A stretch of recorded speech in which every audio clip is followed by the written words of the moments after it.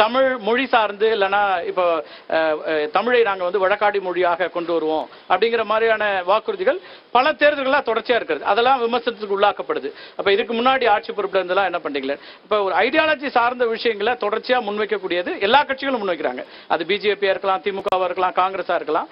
அது ஒவ்வொரு தேர்தலையும் மாற முடியுமா? ஏன்னா அப்படி ஒரு விமர்சனம் ஒன்று வைக்கப்படுது. இது தொடர்ச்சியாக பேசிட்டே இருக்கீங்க அப்படின்ற மாதிரி. இல்லை, கடந்த 10 ஆண்டுகளில் எதிர்கட்சிகளுக்கெல்லாம் நடந்திருக்கக்கூடிய ஒரு நல்ல விஷயம் என்னன்னா, பாஜகவுடைய அரசாங்கம், பாஜக செய்திருக்கக்கூடிய அவங்களுடைய அரசியல் என்பது எல்லா கட்சிகளையும் அவங்களுடைய ரூட்ஸுக்கு தள்ளி விட்டுருக்காங்க.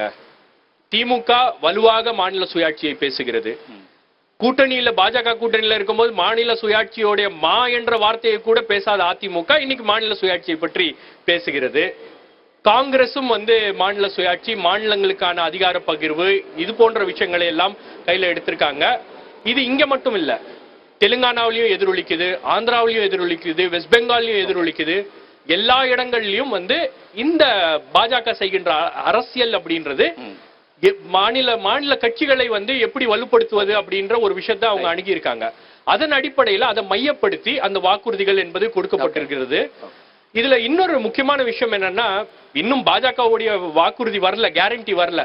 அந்த கேரண்டி அப்படின்ற அந்த வார்த்தையே காங்கிரஸ் கட்சி கிட்ட இருந்து காப்பி அடிச்ச வார்த்தை. அவர் தொடர்ச்சியா பிரதமர் சொல்லிட்டு இருக்காரு இதெல்லாம், அல்லது அவங்க கட்சி நிர்வாகிகள் சொல்றாங்க என்னெல்லாம் கேரண்டி அப்படி. இல்ல, அதான் கேரண்டியா வரல. கேரண்டின்ற வார்த்தையே காங்கிரஸ் கட்சி கிட்ட இருந்து காப்பி அடிச்சதுதான்ற நானு.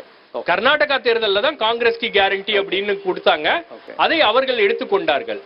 இன்னைக்கு கேரண்டி அப்படின்றது ஒரு 10 ஆண்டு காலம் இந்தியாவை ஆண்டிருக்கக்கூடிய பாஜகவை பார்த்து நாம கேட்கக்கூடிய கேரண்டி என்னன்னா, மணிப்பூரில் மீண்டும் அமைதி திரும்புமா என்ற கேரண்டி கொடுக்க முடியுமா? லடாக்குக்கு மீண்டும் ஸ்டேட்ஹுட் கொடுக்கப்படும் என்ற கேரண்டி கொடுக்கப்படுமா? இங்க இந்தியாவில் இருக்கக்கூடிய சிறுபான்மையினர்களுக்கு அவங்களுடைய பாதுகாப்புக்காக கேரண்டி கொடுக்கப்பட முடியுமா அப்படின்ற பல்வேறு கேள்விகள் இருக்கு. இந்த கேள்விகளை எல்லாம் முன்வைக்கக்கூடிய ஒரு கட்டாயம் என்பது இன்னைக்கு பாஜகவுடைய அரசியல்